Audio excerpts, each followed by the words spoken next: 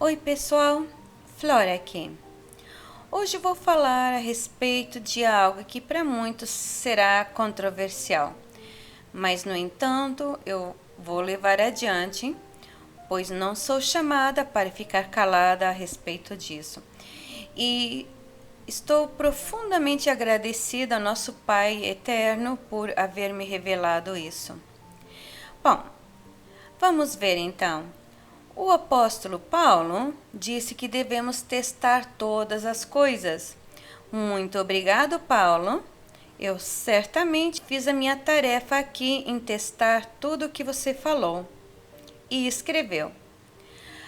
As Escrituras mostram evidências de quem era apóstolo Paulo e Balão e como devemos andar de acordo com Jesus. Primeiro eu quero mostrar quem é Balão. Vamos ver a situação de Balaque, o rei de Moabe, que estava muito preocupado com israelitas que estavam passando para entrar na terra prometida. E em vez de consultar com Deus, ele decidiu consultar com um adivinho, esses medium, né? Que era também profeta e amaldiçoava e profetizava por dinheiro, né? O que vai totalmente contra a vontade de Deus. Mas vamos ver então em Números 22, de 6 a 7. Venha e amaldiçoe esse povo, pois é poderoso demais para mim. Então, quem sabe, poderei derrotá-lo e expulsá-lo da terra. Sei que bênçãos vêm sobre aqueles que você abençoa, e maldições caem sobre aqueles que você amaldiçoa. Os mensageiros de Balaque, líderes de Moabe e Midian, partiram levando o valor necessário para pagar Balão, a fim de que ele amaldiçoasse Israel. Chegaram aonde Balão estava e lhe transmitiram a mensagem de Balaque. Convido você a ler todo o evento inteiro, desde os capítulos 22 a 23, para que saiba mais detalhes desse evento, né? Então Deus visitou Balão, né, de noite, perguntando a Balão quem eram esses homens. E Balão explicou para Deus quem eles eram. Veja em Números 22, 12. Então Deus ordenou a Balão: não irás com eles. Não poderás amaldiçoar esse povo, pois é povo abençoado. Para uma pessoa obediente, isso já é o suficiente, né? Então, ele disse aos mensageiros que não podia ir, pois Deus não deixou ele fazer isso. Mas veja em Números 22, 15 a 17. Então Balaque fez outra tentativa. Desta vez, enviou um número maior de oficiais, ainda mais importantes que os homens que ele tinha enviado inicialmente, e foram até Balão e lhe transmitiram a seguinte mensagem: é isso que diz Balaque, filho de Zippor. Por favor, não se recuse a vir me ajudar. Pagarei muito bem e farei tudo o que me pedir. Por favor, venha e amaldiçoe esse povo para mim. Aí imagina a situação. Mandou pessoas muito mais poderosas agora, né? Com muito mais status, para intimidar ele, né? Quantas vezes nós também nos sentimos intimidados e acabamos aderindo para o lado mal? A gente tem que estar sempre vigiando, né? Com isso. Aí veja em Números 22, 20 a 21. Veio, pois, o Senhor a Balão de noite e disse-lhes: se aqueles homens te vierem chamar, levanta-te, vai com eles. Todavia farás o que eu te disser. Então Balão levantou-se pela manhã e albardou a sua jumenta e foi-se com os príncipes de Moabe. Aqui não diz nada que esses homens vieram ali buscá-lo, chamá-lo. Ele decidiu sozinho se levantar e ir com eles. E Deus ficou muito zangado porque ele foi. Então, um anjo do Senhor se pôs no caminho da jumenta de Balão. E como Deus abriu os olhos dela, ela pôde ver o anjo, ela ficou com muito medo e não queria mais andar. E no final, Deus acabou abrindo a boca dela e ela acabou falando com o Balão. E mesmo assim, Balão ainda estava enfurecido porque queria seguir adiante, né? E no final, então, o anjo abriu os olhos de Balão. Mas agora imagina essa situação. Deus estava dando uma oportunidade para ele de se arrepender, né? Colocando esses problemas no caminho para que a jumenta não seguisse adiante e Balão mudasse de ideia, ou seja, poupasse a vida de Balão.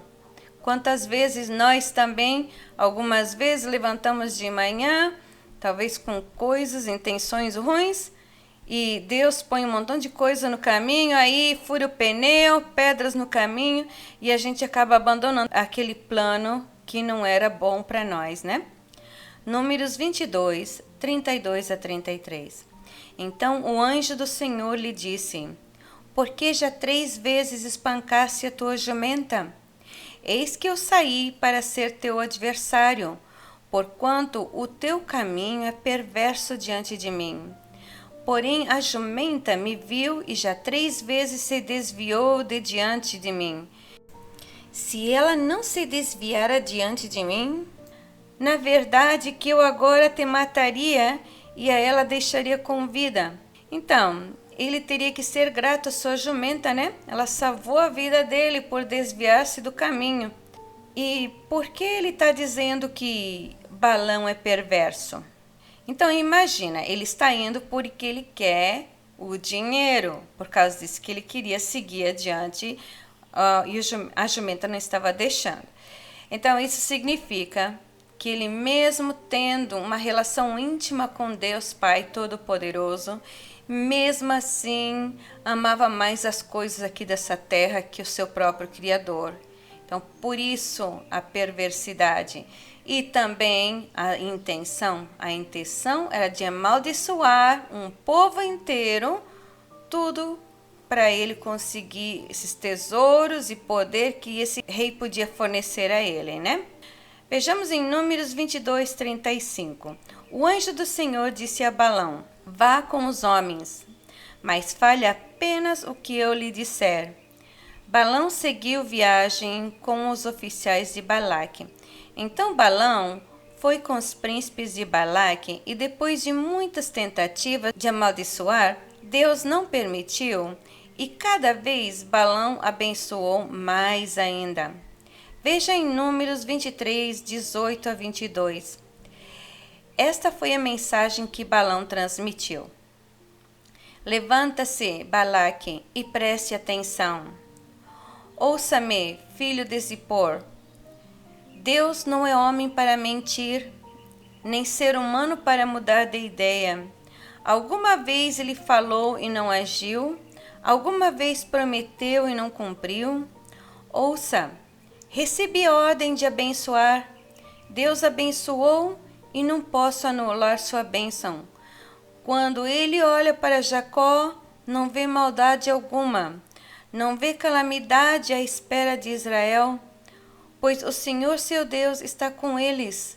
Foi aclamado como seu rei. Deus os tirou do Egito. Ele é forte como boi selvagem. Finalmente Balaque terminou com isso e disse a Balão para ir embora. Então, Balão desistiu disso? Vamos ver. Em Números 25, de 1 a 5. Enquanto estava acampado em Sitim, os homens de Israel começaram a manter relações sexuais com mulheres moabitas da região. Essas mulheres os convidaram para os sacrifícios a seus deuses, ou seja, ídolos, né? E o povo participou da festa e adorou os deuses de Moabe. Assim, os israelitas prestaram culto a Baal em Peor. E a ira do Senhor se acendeu contra o povo. O Senhor disse a Moisés: Prenda todos os chefes do povo e execute-os diante do Senhor em plena luz do dia, para que sua ira ardente se afaste de Israel. Então Moisés ordenou aos juízes de Israel: cada um de vocês executará os homens sob sua autoridade que participaram do culto a Baal em Peor.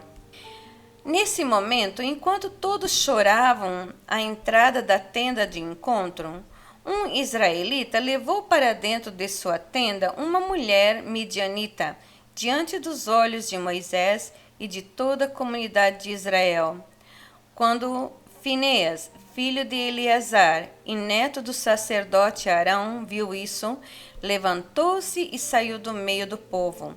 Pegou uma lança, correu atrás do homem até o interior de sua tenda e atravessou o corpo do homem e da mulher, na altura do estômago, com um só golpe.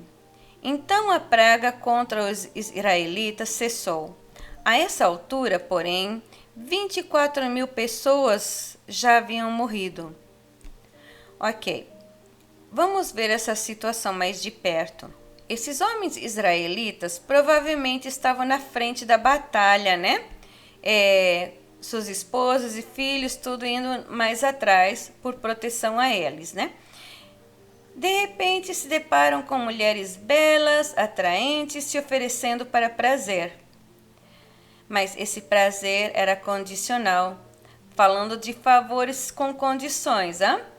Essas mulheres primeiro os convidaram para fazer parte do sacrifício, ou seja, ajudar a preparar até, né? E depois comer a comida sacrificada aos ídolos e finalmente se curvar a Baal.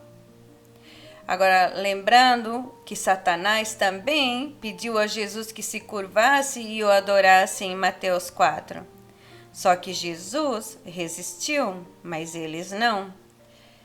Então, porque eles fizeram isso? Eles contaminaram o templo de Deus, que era o corpo deles, né? E quando eles adoraram aos ídolos, eles cometeram o pecado de idolatria e adultério, porque Deus considera isso também como uma traição. Veja as consequências de se deixar contaminar por outros e se juntar a eles no pecado. O resultado final foi de 24.000 mortos pela peste. Vemos aqui em Números 31, de 1 a 2. E falou o Senhor a Moisés, dizendo: Vinga os filhos de Israel dos midianitas, depois recolhido serás ao teu povo. Atacaram Midian, como o Senhor havia ordenado a Moisés, e mataram todos os homens. Os 5 reis midianitas morreram na batalha, Evi, Requém, Sur, Hur e Reba. Também mataram a espada a Balão. Quem? Balão. Ou seja, ele que queria tanto dinheiro, né? Mataram ele aí, filho de Peor. Depois que eles mataram e saquearam, veja em Números 31, 14, 17, Moisés, porém, se enfureceu com os generais e os capitães que voltaram da batalha. Por que deixaram viver todas essas mulheres? Perguntou ele. Foram justamente elas que seguiram os conselhos de Balão e fizeram os israelitas se rebelarem contra o Senhor no incidente de Peor. Por causa delas que uma praga feriu o povo do Senhor. Agora matem todos os meninos e todas as mulheres que tiveram relações sexuais com um homem. Então, agora vemos que as mulheres moabitas, midianitas, os seduziram para fazer com que trouxessem a maldição sobre si mesmos, né?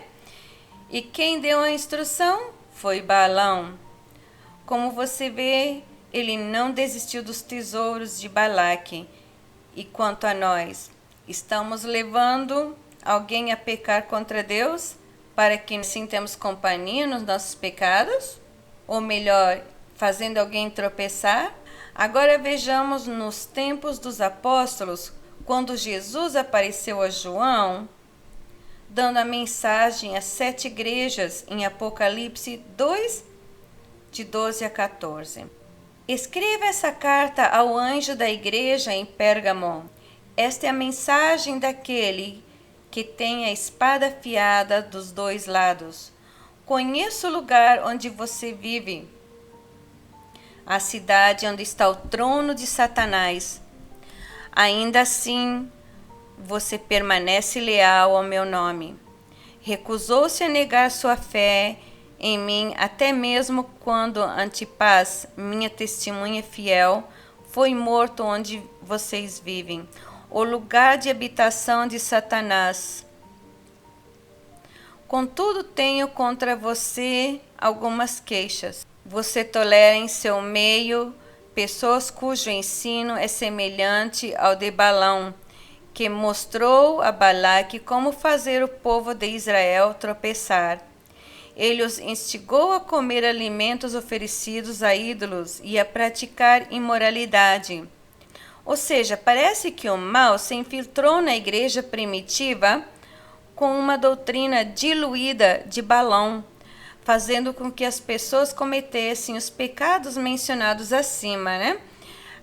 Portanto, parece que o mal se infiltrou na igreja primitiva com uma doutrina diluída de Balaão, fazendo com que as pessoas cometessem os pecados mencionados acima. Vamos ver o que estava acontecendo na igreja primitiva. Então, no livro dos Atos, que foi escrito em defesa de Paulo, mas também nos dá pistas sobre o que estava acontecendo. Houve muitas discrepâncias entre os apóstolos de Jesus e Paulo e seus discípulos. A doutrina deles não era a mesma. Paulo pregava contra a circuncisão e contra a lei de Deus. E eles levaram esse assunto à autoridade da igreja, né? A igreja central. E Tiago disse isso no livro de Atos 15, 19 a 20. Portanto, julgo que não devemos pôr dificuldades aos gentios que estão se convertendo a Deus.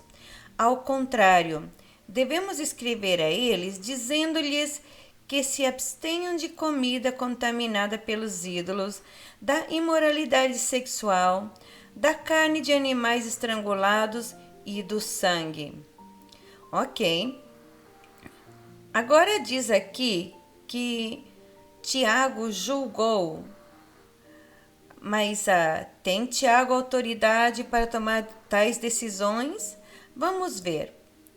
Quando Jesus foi ao Monte de Oliveiras, em Marcos 9:2, 6 dias depois, Jesus levou consigo Pedro, Tiago e João até um monte alto para estarem a sós ali, diante de seus olhos, e a aparência de Jesus foi transformada.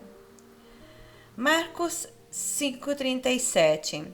Esse foi o momento quando Jesus estava para trazer à vida a filha de Jairo. Então, ele fez isso. Então, Jesus deteve a multidão e não deixou que ninguém o acompanhasse, exceto Pedro, Tiago e João, irmão de Tiago. Então, veja que Jesus considerou Tiago como uma pessoa muito especial, muito importante, e sempre o fez testemunhar todas as coisas, os eventos mais importantes. Então, veja aqui na conta do historiador da igreja, o Eusébio, no livro 2, verso 3, ele também menciona isso. Ele menciona do outro livro de Clemente. Ele diz Clemente, que Clemente já estava bem mais antigo, lá bem no tempo dos discípulos, né? Clemente, no livro 5 das Hipotaposes, adiciona o seguinte: porque dizem, depois da ascensão do Salvador, Pedro, Tiago e João, mesmo tendo sido os preferidos do Salvador, não tomaram para si esta honra, mas elegeram como bispo de Jerusalém Tiago o Justo. Finalmente, no Evangelho de Tomé, ou Thomas, verso 12, os discípulos perguntaram a Jesus: sabemos que nos vais deixar, e quem será então nosso chefe? Respondeu Jesus: no ponto onde estais, ireis ter com Tiago, que está a par das coisas do céu e da terra. Sim, você pode estar dizendo que eu estou cruzando a fronteira aqui e mencionando evangelhos que não estão na Bíblia. Mas espera aí. Aqui, quando Paulo voltou para Jerusalém, ele foi encontrar Tiago, que disse isso a ele. E isso foi tempo depois eles terem já entrado naquele acordo, né? Mas isso seria para os que estão se convertendo, não os que já conhecem toda a palavra e sabem por que caminhos andar, né?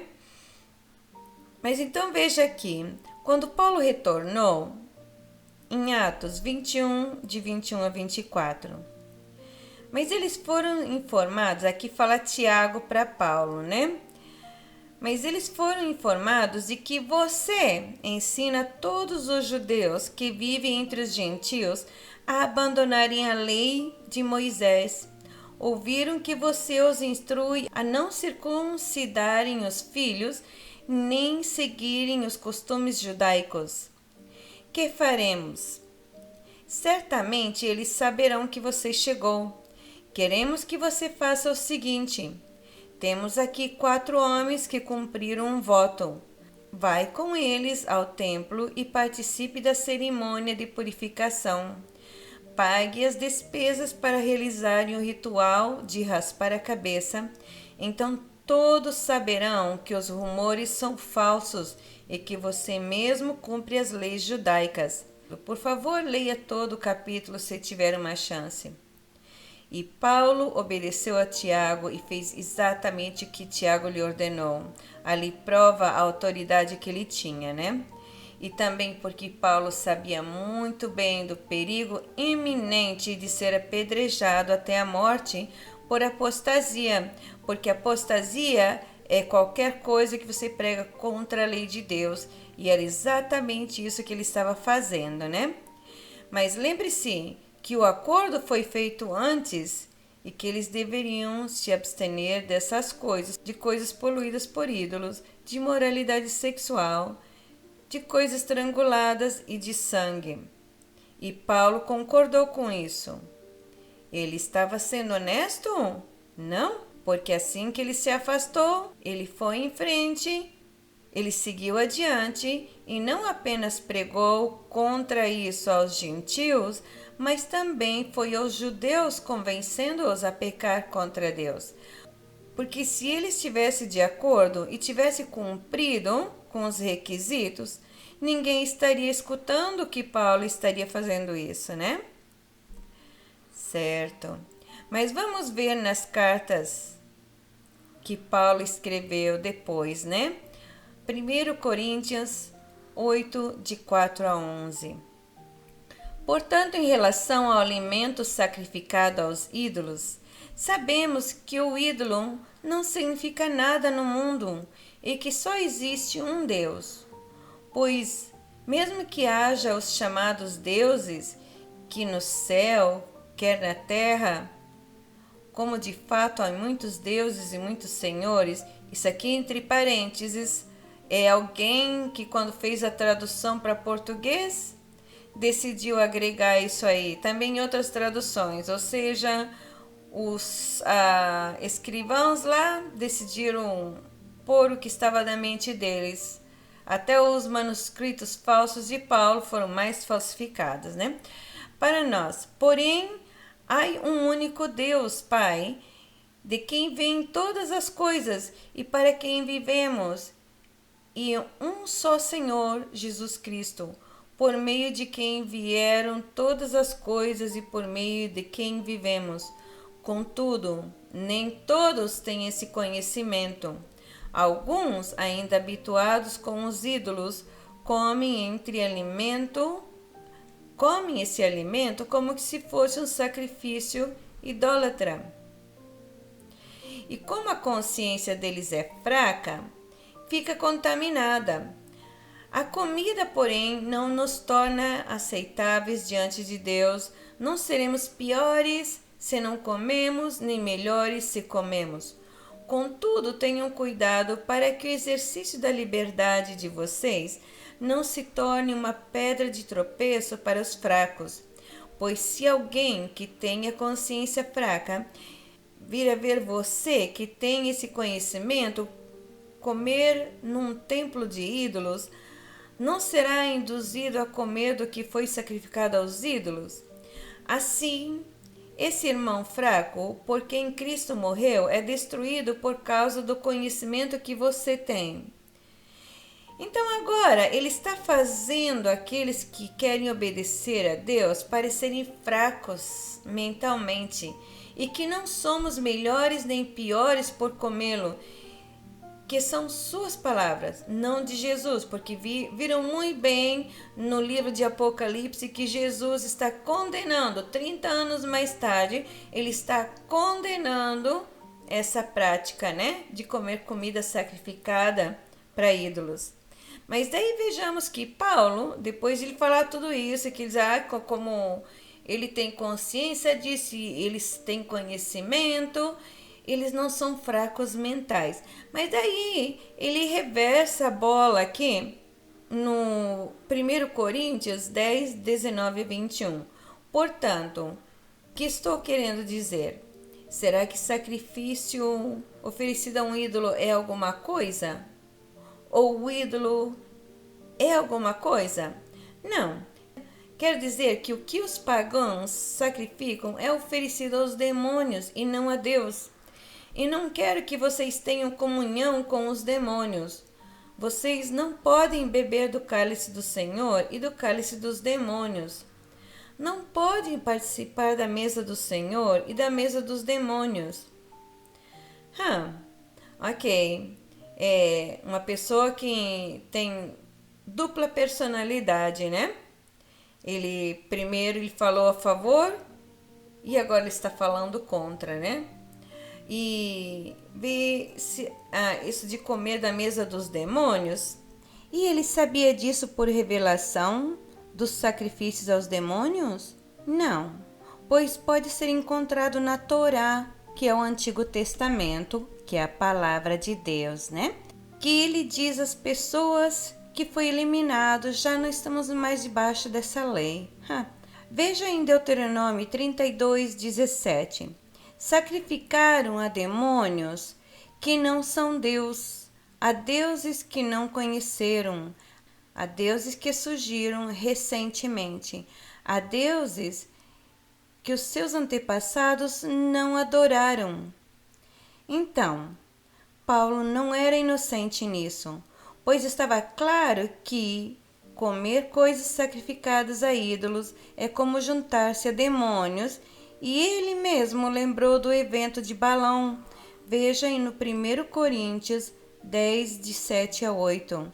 Não sejam idólatras, como alguns deles foram, conforme está escrito: o povo se assentou para comer e beber e levantou-se para se entregar à farra. Não pratiquemos imoralidade como alguns deles fizeram, e num só dia morreram 23.000.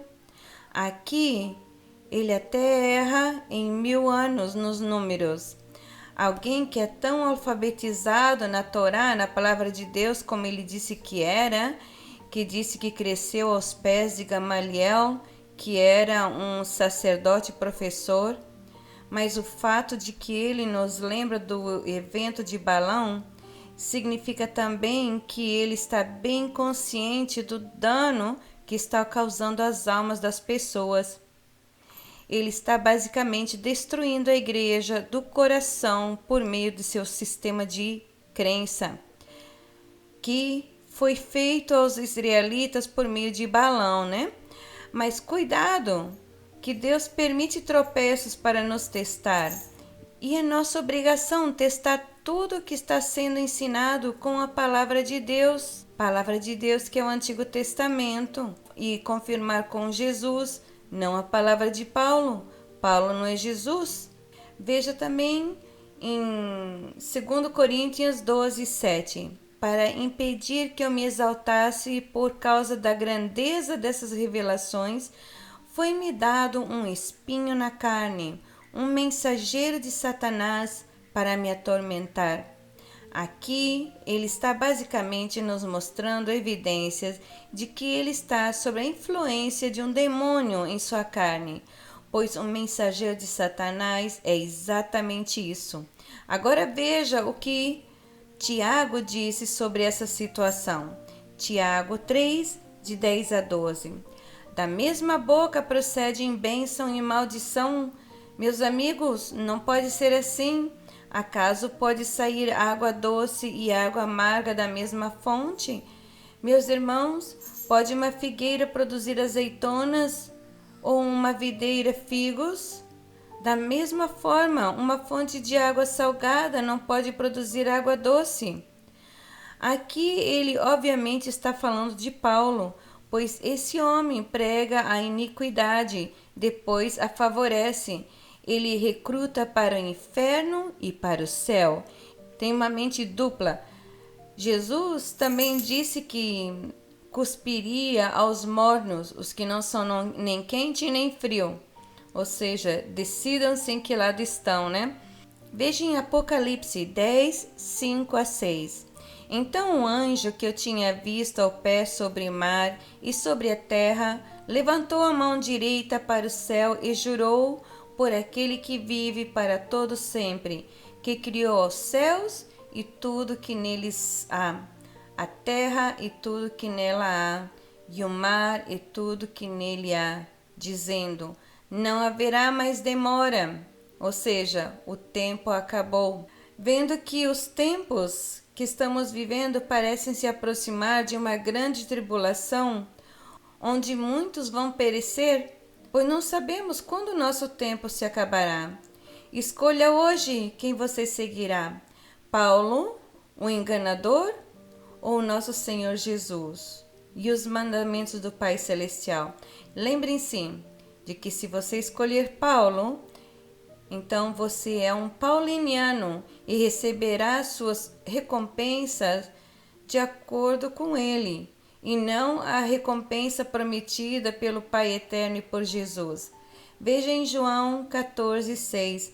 Disse-lhe Jesus: eu sou o caminho e a verdade e a vida. Ninguém vem ao Pai senão por mim. Mateus 7,14. Como é estreita a entrada e apertado o caminho que leva à vida, são poucos os que a encontram. Com isso dito, sabemos que algo está errado. Muitos não encontrarão o caminho estreito. Eu lhes agradeço por estar escutando esse vídeo até agora. Isso não falo de minha vontade, mas é para a glória do nosso Deus Altíssimo. A doutrina do reino dos céus que Jesus nos ensinou. Por favor, divulgue se você acredita que essa mensagem vale a pena ser divulgada. Tenha um dia abençoado.